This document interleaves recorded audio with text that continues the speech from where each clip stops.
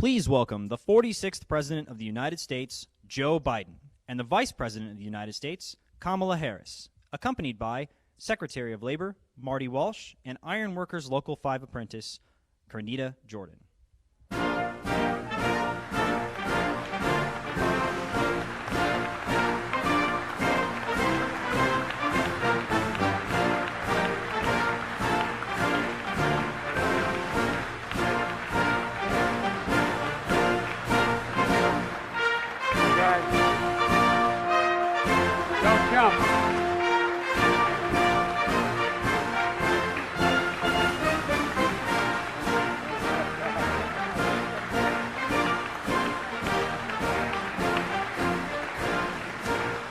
Thank you, everybody. Thank you, thank you. You can please have a seat. I want to welcome everyone to this historic event here at the Iron Workers Hall. I want to thank Business Manager Aaron Best. I want to thank Ray Cleland and everyone here at Local 5. I almost said Local 7. Local 7's in Boston, but sorry. But I want to thank you all, and thank you for hosting us today. As a proud member of Labor's Local 223 in Boston, it's always great to be back into a union hall. Today joining us is Secretary Jennifer Granholm. Secretary Granholm, thank you for being with us today.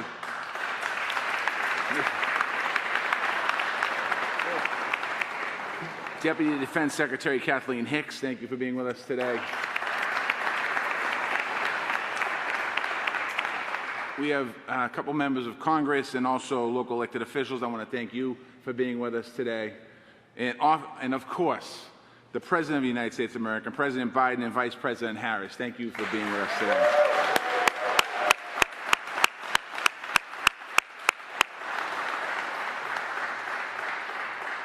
Today, they are proving once again that this is the most pro-labor, pro-worker administration in our nation's history. And in a few minutes, the President of the United States is going to sign an executive order. That order will make sure that big, federally funded construction projects are governed by project labor agreements. And I know from experience, PLAs guarantee great projects and good jobs.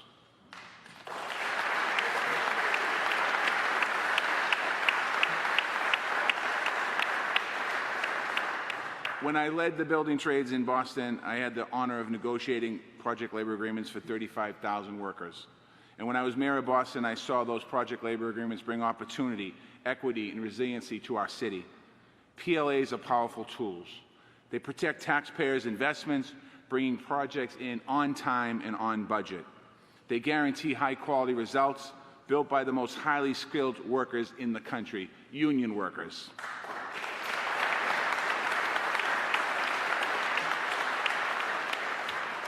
And as we have proved in cities across America, we can use PLAs to expand access to good middle-class careers for women and workers of color. That means a more inclusive economy, and it's a top priority for me as Labor Secretary and for this entire administration.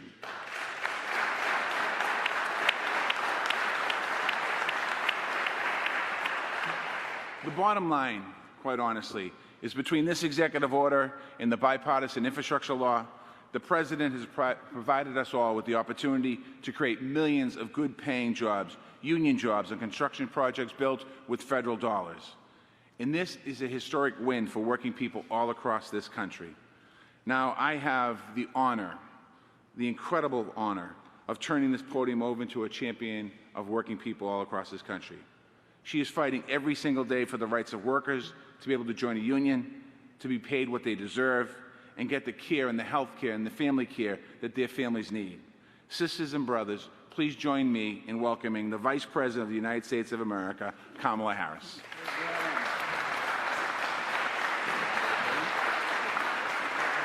Thank you. Have a seat. Thank you all. Thank you, Secretary Walsh. Thank you. It is always good. Oh. Have a seat. Thank you. It's always good to be in the House of Labor. I want to thank you all for the work you do every day that inspires us. And Secretary Walsh, thank you. You are a great partner in this effort and a great leader in our administration. So good afternoon, everyone. Before we get started, I just want to say a word about the jobs report that came out today. I do believe, I think we all know that it really shows that Americans are getting back to work. And what we are seeing is that it is happening at a record-setting pace. As a result of the diligence and the determination of the American people and the policies of our administration, our nation's economic recovery continues to be, let there be no doubt, the strongest in the world.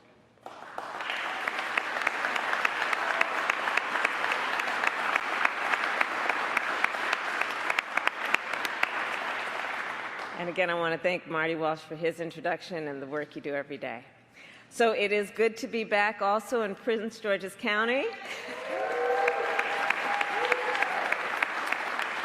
Senator Cardin, Senator Van Hollen, it's good to be back with you as always, my former colleagues, and of course, to be here at Iron Workers Local 5 with all of you.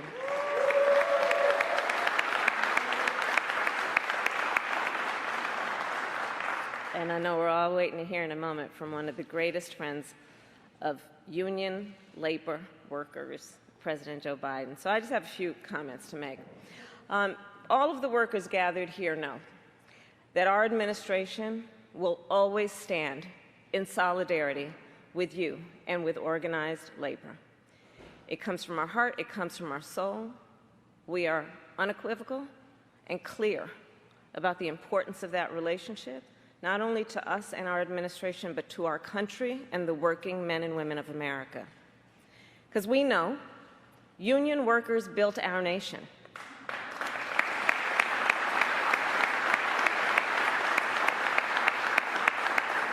You know, I think about a place like San Francisco. Union workers built the Golden Gate Bridge. In Chicago, union workers built the Willis Tower. In St. Louis, union workers built the Gateway Arch. And in New York City, on hallowed ground, in the years after 9/11, workers from dozens of different unions built One World Trade Center.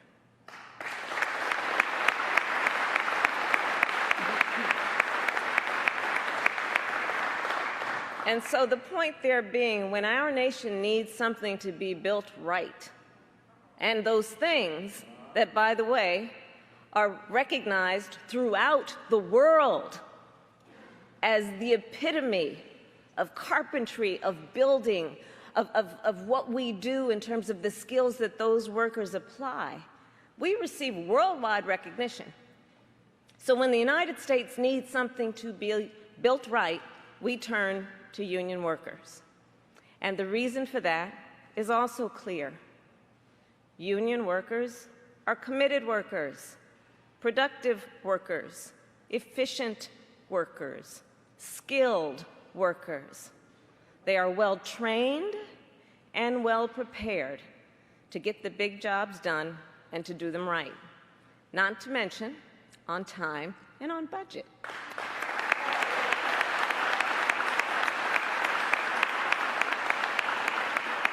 And over the past year, I have visited, as I have for many years in my career, union job sites and worker training centers across our nation. Last month, for example, I visited a training facility in Milwaukee, Wisconsin, and there I spoke with job seekers, apprentices, union members, workers who spent hundreds of hours learning to remove and replace lead pipes and service lines in a city that is sadly replete with them. And the officials there, they told me, by the time these union workers finish their training, they are the best in the business. And so that's why, one of the reasons why we are here today. The President and I made a promise that our administration will do everything we can to build a better future for all, that we will build stronger communities, a more skilled and productive workforce, and a more prosperous nation. As he will soon outline, we take another important step forward today to fulfill that promise.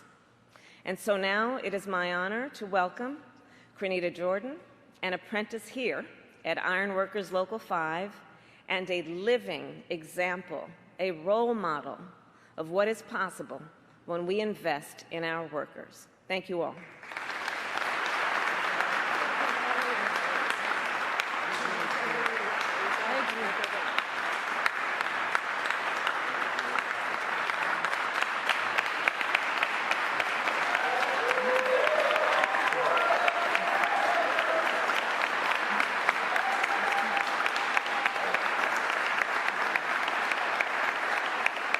Thank you, everybody.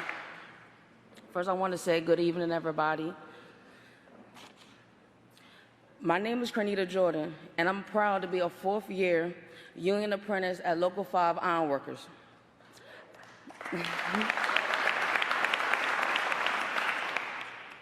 I'm a first-generation ironworker in my family.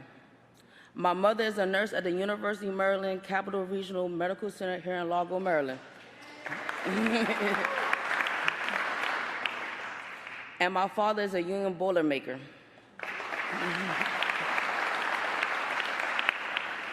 When I started construction, my employer didn't take me seriously because I was a young woman and stuck me in a truck all day. Luckily, an iron worker saw me looking miserable and recommended I apply to this apprenticeship. I did. And before I knew it, I was at the National Iron Worker Pre-Apprenticeship Program for Women in California. Our labor and management partnership paid the travel, accommodations, food costs for all women across the country to help jumpstart our career in the trades. After 3 years of intensive training, I came home and started my apprenticeship in Local 5.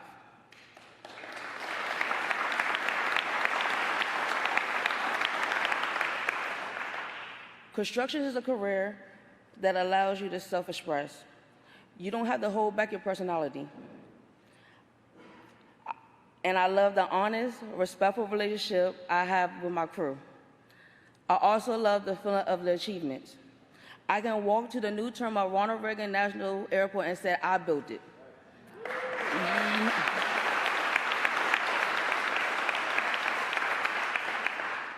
I can point to the shimmering glass windows at DC Wharf and say, I put those in.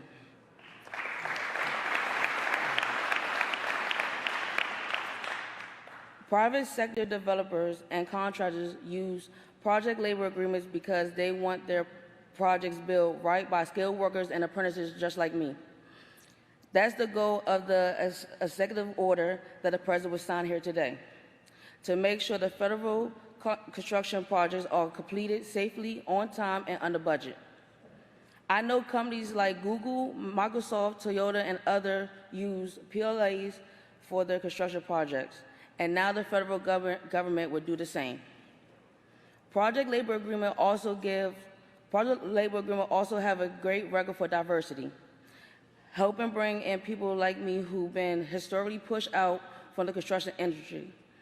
This order will help all countries build back better with opportunities for all Americans of every race and gender.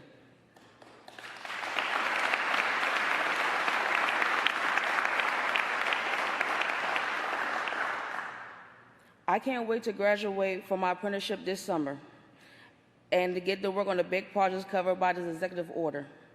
But first, it's my honor to introduce the man who's going to sign it. He's a lifelong friend of workers like me who believe our best days are still ahead of us. He signed a bipartisan infrastructure law to help to make this happen. He wants to see women and minorities working on the front lines of these projects and not stuck in the action of not stuck watching the actions from inside the truck. With that, it's my privilege to introduce you President Joe Biden.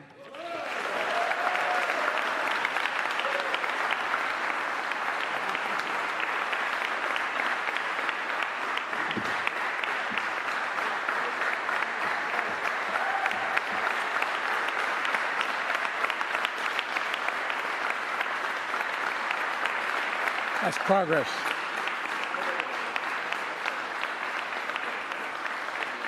You know, folks, thank you. Thank you. Before I begin my somewhat formal remarks, walking in here today and seeing you guys sitting on that beam, first local ever to endorse me. There's a guy named Tommy Schrank in Ellesmere, Delaware, local ironworkers. And asked me to come out to a site. It took me up on an elevator outside, and there's 4 of them, crazy sons of guns like y'all, sitting having their lunch on a beam, I guess about 12 stories above the ground. You're nuts. Thank God you are. I tell you what, you gotta not only have some brains, but you gotta be coordinated to be an iron worker, man. And I was told that they said, you know, they've done a cutout of number 46, the presidency. I'm the 46th president. And I'm thinking, well, maybe I can take it home. That's solid steel, man. And you guys did that on your time. Well, thank you very much. I'm not going to try to take it home. Well, look, folks, it really is, it's an honor to be here, for real. And I want to thank your soon-to-be new, full-blown, full-bore iron worker. Marty's already trying to get her to Boston, but that's another thing I got to warn you about. But, folks, look, it's an honor to be here with Vice President Harris and with Labor Secretary Marty Walsh, a proud member and former president of Labor's local union 223 up in Boston, and our Secretary of Energy, Jennifer Granholm. Got a few things we're going to build, and I want to thank the Maryland delegation, Ben Cardin, who's been a friend for a long time, and Chris Van Hollen, who's a really close friend, and outstanding Congressman Anthony Brown, and other elected officials that are here. Look, all of whom fight for working people in Maryland and every other state, because if it happens here, it happens around the world, it happens around the country. It's been an honor to be with the iron workers of Local 5, and we talk about building a future that's made in America. We're talking about you. And this time we're going to get it really correct. You know, one of the press persons said to me, and I can't remember who, about 3 months ago, that I don't know if it's factual or not, but he said, you've used the word union as president more than any other president in American history. Well, let me tell you.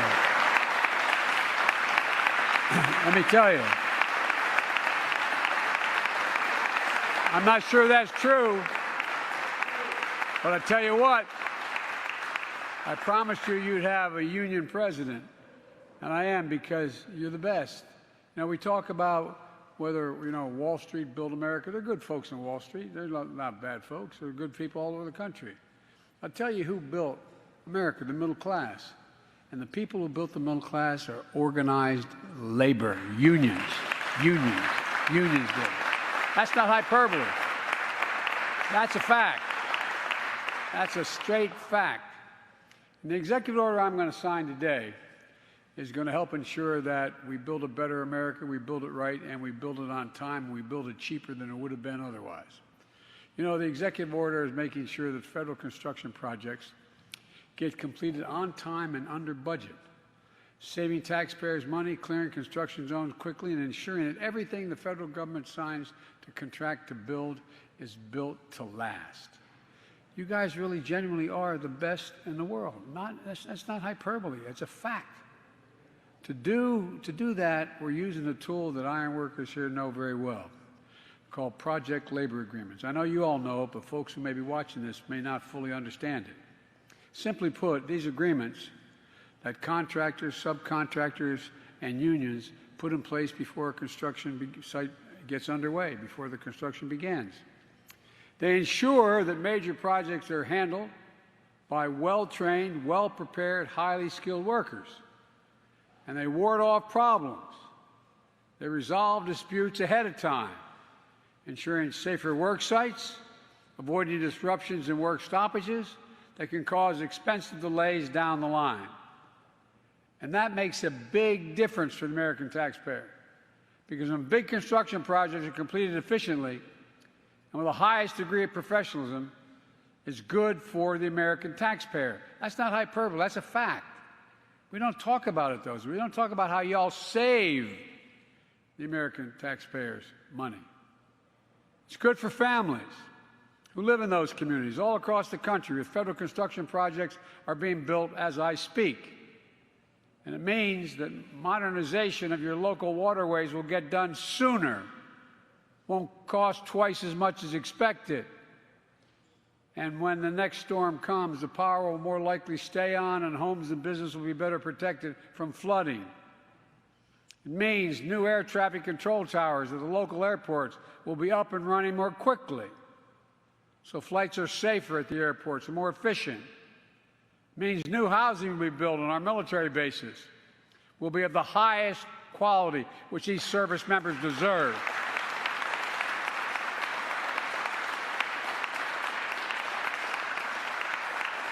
And will hold up better and make life easier for our military families. The executive order I'm going to sign will help diffuse problems before they arise. They're going to improve coordination between contractors, subcontractors, and workers on the job site. It's going to help guarantee a consistent supply of high-quality, highly trained workers. You know, what people don't understand if don't know the industry is, you know, it's like you going to college, kid, 4 years. 4 years of busting your neck learning a trade. This isn't something you walk up and show up a day and you raise your hand, I need a job. You work like the devil for it. Fortunately, you get paid while you're doing it, you're able to do it. But it is an education, full-blown education you're getting in your trade. Well, you have a voice on the work site, full commitment to getting the job done. And it's going to raise the bar on quality for some of those vital projects we're going to be building. And we're going to make sure that federal construction projects are staffed with good-paying union jobs.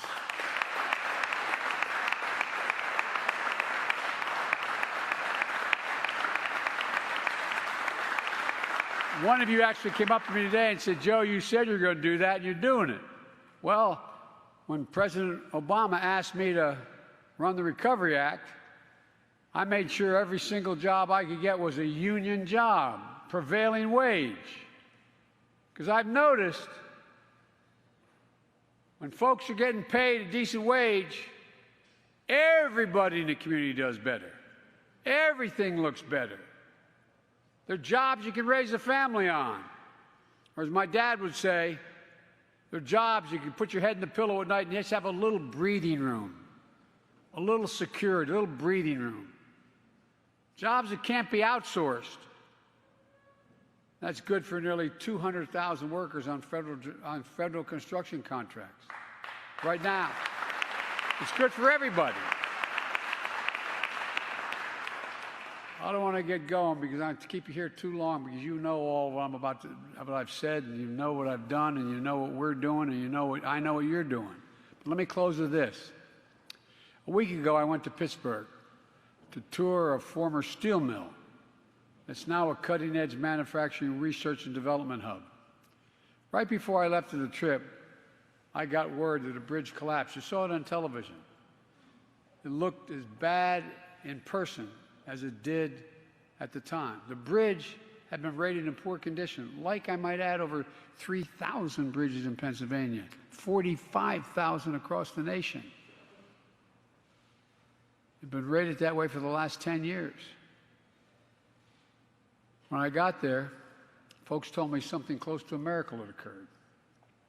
Because of a snowstorm that morning, school openings were late, and commutes were delayed.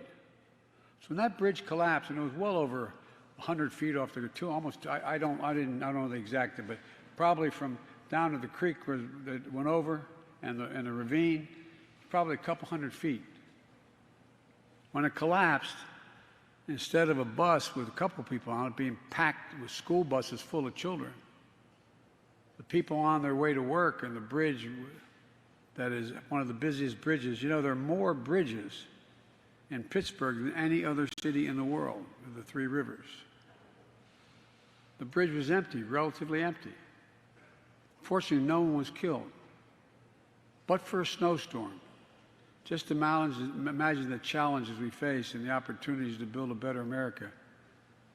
and extend far beyond roads and bridges now that we can know we have to do.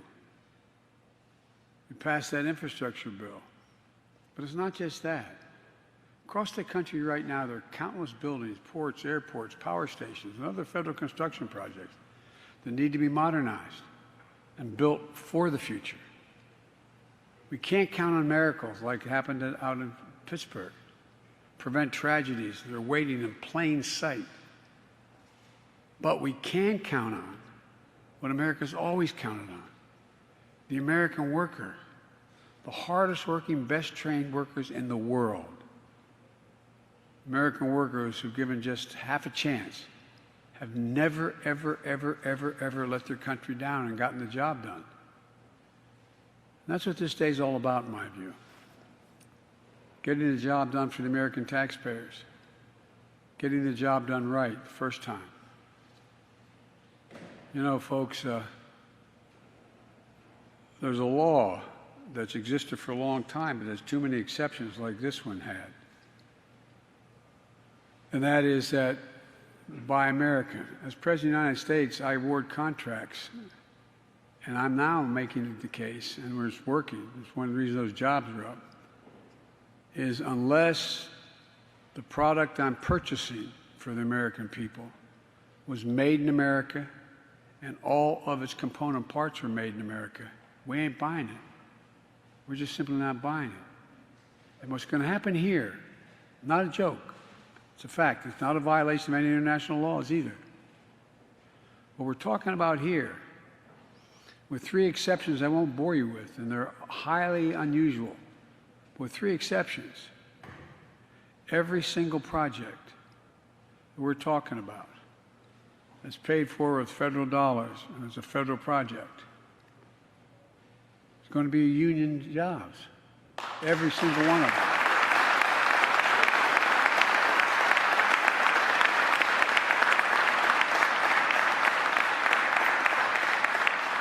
Last time we tried it, there were so many exceptions, I think only 19, 20 jobs. There are going to be thousands of people put to work.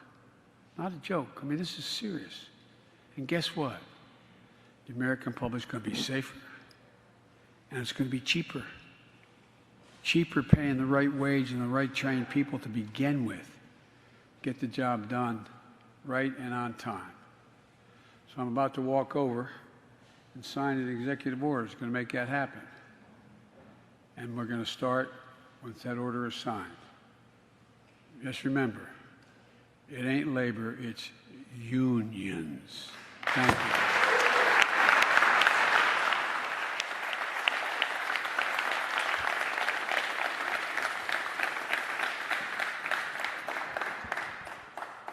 Now, usually you have a pen to give out to everybody around you. But we didn't have enough pens to bring with us. So I'm going to sign this order, but you're all going to get one of the signing pens, starting with the Maryland delegation.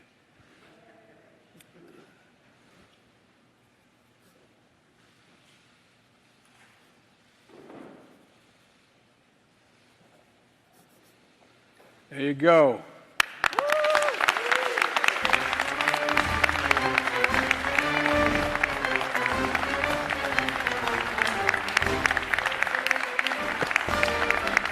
Thank you all. Thank you, thank you, thank you. All right. Walk up to the back here.